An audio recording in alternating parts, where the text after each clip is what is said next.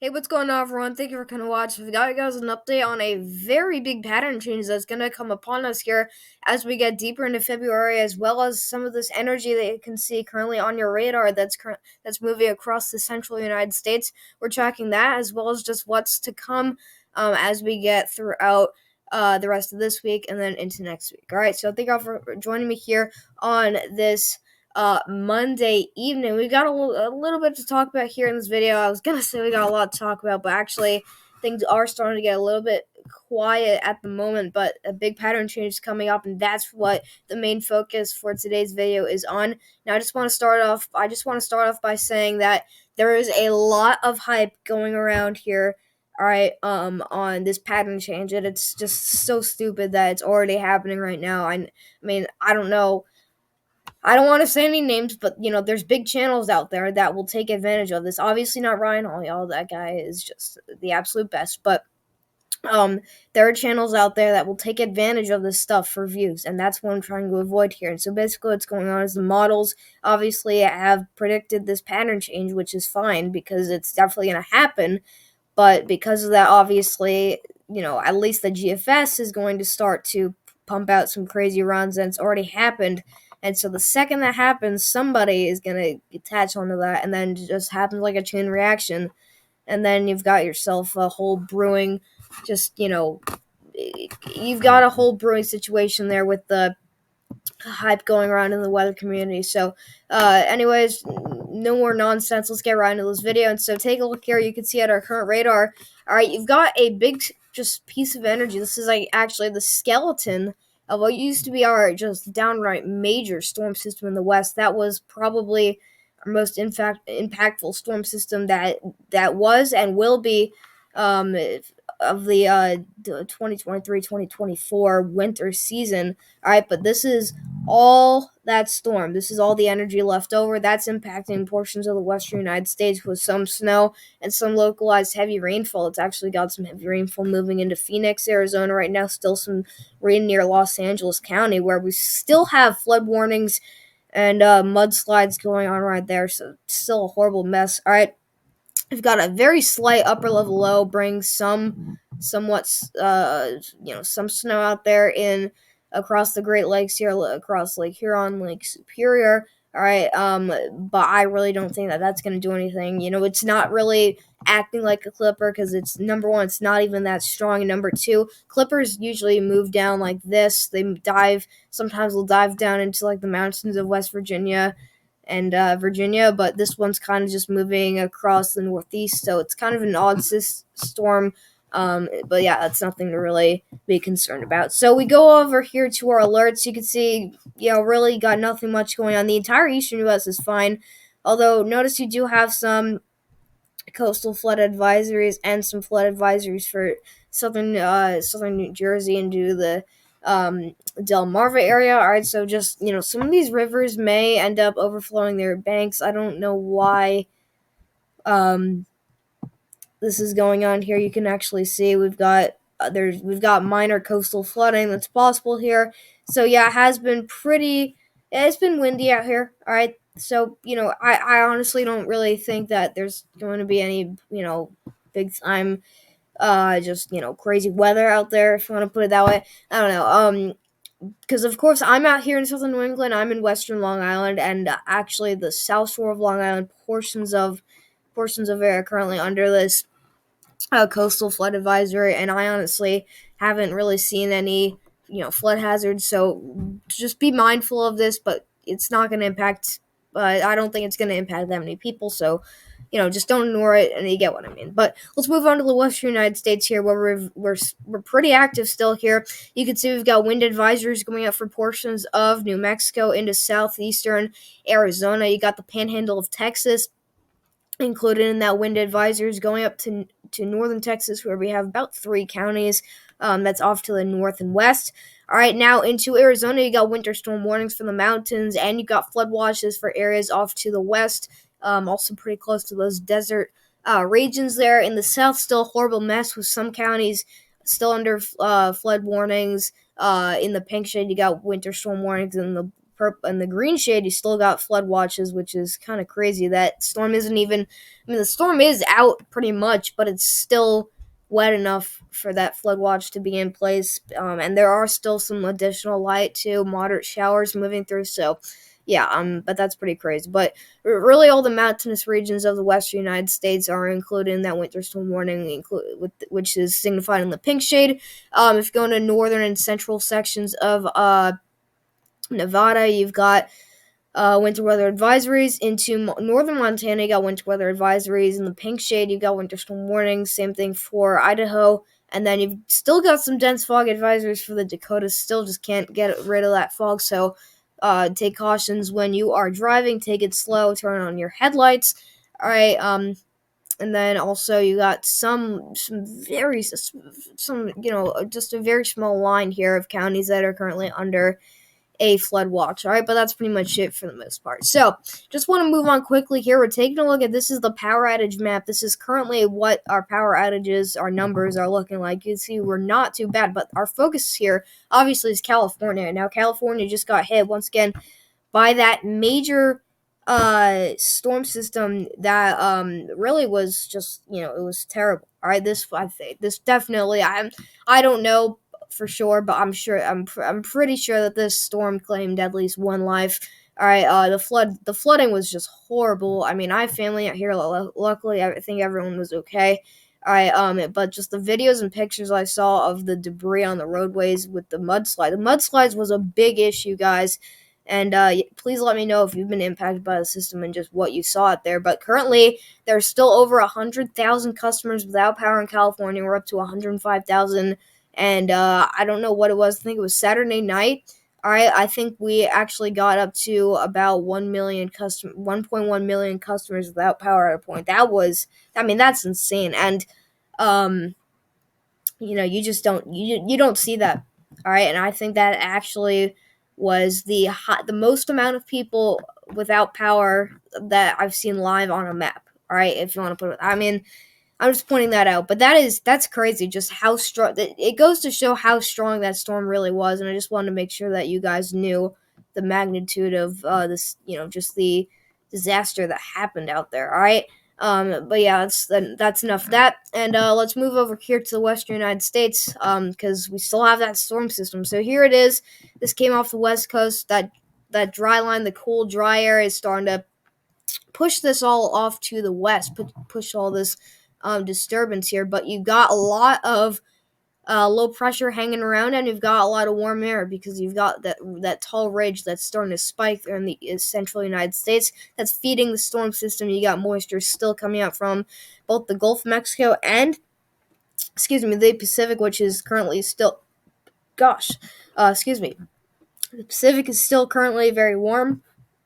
All right, and so that's basically all going to be feeding up into the system. Now you've got some snow for the upper elevations, and for the rest of the region, you've got light showers. But if you're down here towards, Southern California, towards the border of California and Arizona, you're talking about heavy rainfall. Some of these will be thunderstorms, even down here into portions of southwestern California near the Los Angeles area. We've been dealing with thunderstorms as well. I think there's one heading for Los Angeles right now. Some of these may even turn out to be severe. I don't know what a severe threat is, but it's low, but I think it's possible. All right. But look at these storms. They're firing across portions of western Arizona. Nothing that's crazy. I by all means do. I definitely don't want anybody to, get too hyped up about this. I don't think that we're going to see any, crazy severe weather, but I think that maybe one of these storms may go severe. It's possible, all right? But you got, basically overall, you've got snow for the upper elevations of the western United States with a cold and, light rainfall for the surrounding areas. Now we see this continue through the night. The heaviest precipitation will be right in between here, Arizona and Utah. So if you're in Utah, even for the surrounding areas of those upper elevations, get ready for some heavy snow. These bands could really pack a punch with some strong winds as well. I think we're going to see strong winds, especially strong winds coming out of the northwest. That's going to be moving down to the south and east. All right. Then getting into tomorrow, this is actually, at this point, this is 3 a.m. on Thursday. You'll still have more leftover precipitation driving down through California, this will bring even more rainfall. So you still got a little bit of rainfall, and just the more rain you get, the worse the situation gets, and you're gonna see more mudslides. You're gonna see more flooding, and it's just going to take a long time for that water to recede. And when I said that, it's also because the major coastal flooding, we had flooding and water from the ocean come in to the coastal regions of California. So it's a big deal. All right, with this system, there's a lot of hazards still, even after the main portion has impacted. But finally, we see some more widespread clearing, getting into Thursday into Friday. That's when we're going to see things take a turn for the good. All right. So it's going to be it for that storm in the west. Now we take a look here at this pattern change. We've been trying to analyze this pattern change for the past few days. It's pretty big coming up here. This is what's causing all the hype, and I'm going to try my best not to hype anything up, but also trying to make sure that everybody knows what's going on here. So we're basically at the midway point, or I wouldn't say the midway point, but we're getting to the end of the pattern that we've been in for about a week now, which is where we have high pressure blocking there in the central and northern United States, and also up into Canada. This high pressure here that was blocking storms and cold air to move into the north. That's gonna all move off to the east. That the high pressure and ridging. All right. So what's going to replace that? Well, it's going to be our short-term pattern here, which is going to last for just a few days, where we have ridging here in the east and storms to start entering the western United States. And you can see we already entered that by um, by Thursday, and this continues here. And then this is really when things start to open up a little bit. We can see this high pressure starts to weaken a lot, and we see a big trough swinging through the south. That's a big storm signal, guys, and this will definitely generate some runs on the GFS, which it already has, but it will start to generate some runs that are going to be um, kind of. I don't think it's going to be too ridiculous, but I think we will see some snowstorms on these runs coming up. But you got a trough sweeping through, and notice how this high pressure, these warmer colors, they will start to get a little bit less intense, and boom. So wait and just take in all of this. You've got high pressure now, going from basically down here in the northeast, and areas just to the north of there, going all the way up to the top of the world here. This is like the North Pole, the northern hemisphere. All right. So that's a big change there, and what's going to replace that is obviously storms and cold air. Your cold air source is going to be able to flow down and spill in to the northeast. This is a perfect pattern actually for some snowstorms. So, I mean, some of these people that are hyping it up, well, I mean, they're obviously doing it too much, but at least they don't. At least they have. I don't want to say that they have a reason to hype it up that much, but they have a reason why they get that idea. Just because this pattern will be favorable for snowstorms. It's just a matter of when we see the models really, all of them, start catching on this one system. We see that continue until the short to medium term. That's when we can start to get into the details. All right. But what we can say from this is that there's a strong signal there will be a pattern for at least a half a week or so, that would support some snowstorms. I don't want to say big snowstorms. I just want to say snowstorms. But look at all this southern stream energy starting to fly through the southern and eastern United States. This is going to be your storm feed here. This is going to be kind of just bringing storms through and into the United States. That's where you get the storm systems. Now you've got a big ridge starting to go up into Canada, right up into Alaska. That's big news, guys, for our folks in the northern and northeastern United States, because that's going to allow for a dip in the jet stream after you got this tall spiking ridge. After a ridge, you get a dip in the jet stream, and that's what we see here. This is your cold air coming down. You see these blues? You see how the jet stream dips with these lines, these isobars, and you see blues right on top of that area. That shows you that there's a signal for troughing, which is storminess, and cold air nearby. If you combine those two things, I mean, you got snow, all right, this time of the year. So this is basically what we're talking about, and this is really what could support some possible snowstorms. And we'll take a look at the GFS in a minute, all right. But you can see we see kind of just shots of cold air and we see more storminess, and we just see this bulging ridge, this ridge. This is actually a great example of an El Nino pattern, because we talked about how if you go back in my winter forecast, which is on the top page of my channel for a lot of you guys, you'll see that I've highlighted an area in here where we usually expect high pressure, which is more mild conditions, drier and warmer conditions. That's what we see here. We see a ridge, which is going to be accompanied by warmer temperatures here.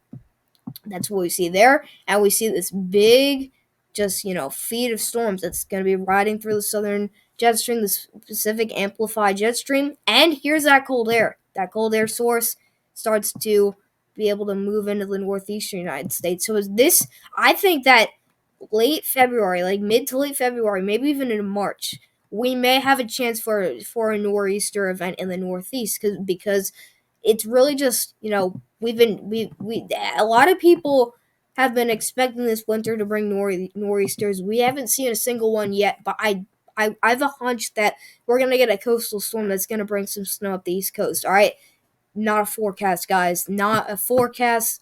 I don't want to get caught up in the hype here. All right. But anyways, this is what we've got. We've got a very strong signal for storminess there in the Northeast, and I'm taking this pretty far out just because the model agreement has been pretty strong on this happening here. And if you watch Mitch West weather, you should definitely check out his channel. But I watch him a lot, and he explains how the models have been predicting this for a long time now, and the fact that we haven't really seen any changes until now, which basically it's too late for this to change. The models were correct since the start. That we can already tell that there's very good model agreement here on this happening, and that we can go a little bit farther out than usual, and that we won't have to get too uncomfortable about the future. Now, for the snowstorms, I mean, whenever the GFS gets a signal for a pattern change that supports snowstorms, it'll go all crazy, and that's what the hype is about. That's what we can't go too far out on. But with the pattern change, that's what we can kind of take more of a deeper look at, all right, if that makes sense. But we see this pattern persist all the way to February 20th here. This is a Tuesday. I don't know if this is probably like 2 weeks out or something. But the GFS is still wanting this big ridge, guys, in Western Canada. That's a big signal there on the GFS. This is a very supportive pattern of snowstorms in the Northeast, because you've got lots of storminess there, and you still got that active Pacific jet stream. This is, I mean, I'm going to say it a lot in this video, but this is a great pattern for a East Coast snowstorm, and so we just see this continue. But, I mean, we're very far out.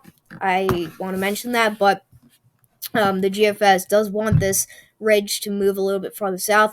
I mean, it's nothing that we can really do, because this is obviously 384 hours out. All right, so we move on here. We're just taking a look at the European model for our temperature anomalies. We're taking a look at, where our cold air is going to be flowing down. You can see this is our ridge in the north. You can see we're getting up to maybe even as high as 30 degrees above average. That is way too warm, or way too mild, I should say, for February. We should be average, honestly. I mean, that's what really average is. We should be at normal, all right? But we have above average temperatures here, and there's that pattern flip. You've got cold air starting to sink into the southwest, and you've got more storminess out there. That's going to lead to some more active mountain snow. There's that very short-term pattern change that's perfectly shown here on the European model for your temperature anomalies. And notice how that quickly changes, how boom, right here, all right, what you'll see is you can kind of see that southern Pacific jet stream, you'll see cold air become kind of stationed here, and you'll see it just be in this, a boundary of cold air will be in this area for a while here in the south, and that's what we see typically in El Nino, and we'll see that Pacific jet stream get active. Here's, you can see into Canada, you've got way up here in northern Atlantic Canada, you've got above average temperatures, and then also into Alaska, you've got above average temperatures, and you'll see the cooler temperatures be able to sink down into the Northeast. So, we're just at the beginning of this pattern change, but February 14th, here we go. This is the like the end of the second week of February or so. I don't even know, but once we get to the end of this run, which doesn't go as far as the GFS, we end off with a good note for snow lovers, where we have a clear path for this cold air to just dive down and sink into the northern United States. But yeah, that's a pretty good pattern there for snowstorms. And for the final part of the update, we look at if there are any ones to watch here. So, all right. So here's that storm coming out of the west. This is the GFS model. Not gonna get hyped up about anything. So that moves out. All right. So there's two things that are going on here. You've got a little bit of energy in the northwest, a little bit of energy in the southeast. We'll see if these two pieces of energy try to phase together. The early GFS runs, like a few weeks ago, did spore a possible snowstorm in the northeast. I really doubt this. I don't like this. I think the GFS model is hyping this up, but tonight's GFS model does turn this into a snowstorm. And the weird thing is that you see these. It's almost like this piece of energy stalls out in the south for this piece of energy from the northwest to catch up to it, and then they phase together, and then you get a snowstorm in the northeast. And at that point, you've got a full-blown nor'easter, 978 millibars, bringing massive snow rates in the northeast.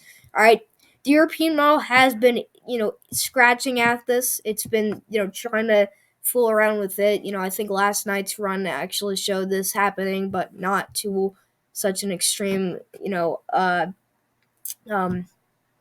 rate, I guess, or I wouldn't say rate, but like level. All right. But this is gonna. I mean, on the GFS, this brings a very heavy, extremely heavy, wet snow targeting southern New England, and this would bring Boston, Philly, and New York City all snowfall there. All right. And that moves out. The GFS is taking this into the short to medium term, and not that doesn't mean that we can go off and start to, get too detailed with this, but I do think that there's a signal for a storm system in the east. But I really just don't like the fact that the GFS is taking this up to the northeast and making it a snowstorm. The only way this is happening is that this piece of energy kind of just stalls out in the south and waits for that northern piece of energy to phase, and that's when you get enough energy to get that snowstorm. It's very complicated. It doesn't make sense. I just don't like it, and I disagree. All right, but what goes on after that? Well, we're in that pattern, and you've got cold air that's continuously spilling into the northeast. So you've got just a nice setup here in the northeast that's just waiting for a storm system to come through, and then you'd get a snowstorm. But we see this massive Gulf low start to form here. What does it do? It does nothing, and we see it just fall apart. It tries to do something here. It actually brings snow into Texas. All right, you've got a lot of Gulf moisture just hanging around out here, but these two dueling high pressure systems are too strong. One here that's controlling the warm air, the warm sector. One's controlling the cold air. All right, the cold shot's coming down, and they just block out that storm system. So this is La La Land here. We don't want to get into that. All right, but yeah, this is the only storm the GFS is picking up on, and I'm not going to show the European model tonight because I don't think that there's really any point at looking at the European model, but I guess we'll show it. All right, so scratch that. We'll look at the European model. And here's that signal. The European model doesn't, on tropical tidbits, doesn't actually show the frozen precipitation as well, but here's that storm signal. It actually does show the same thing as the GFS, where it kind of, I don't want to say it stalls out, but it kind of forms a second round of moisture, and that one would meet up with the northwest, the piece of energy up in the northwest, and those two phase together, and you get a storm system that kind of starts to flatten out under this cold air, and it just avoids the northeastern United States. So that's what the European shows. So the signals there are on the GFS and the European model. All right, there it is. All right, you just got to figure this out. We just got to see, what the models are talking about tomorrow. And then I would say if we see a few days straight of pretty similar, runs there on the European and the GFS, that's when we can start getting a little bit more specific on that storm system. But for now, this is what we got, and we're just going to keep rolling with it for now. All right, so that's all I got for you guys. Thank you so much for coming to watch. We'll see you guys in the next video. So stay tuned. Got more updates on the way for you guys. My spring and summer forecast, I've been trying to edit it. I've got a lot of just busy times coming up. So I did say it was gonna be out last weekend, or today. Well, actually, that's gonna be delayed, so I think it'll probably be out sometime towards the end of this week. So maybe, towards like late work week into maybe as late as early weekend. So I'll try and get it in for you guys. This will come out as a premiere, but don't worry, if you miss the premiere, it will upload as a regular video and you'll be able to watch it. All right, but yeah, that's gonna be pretty much it. So thank you for coming to watch, and I'll see you guys next video.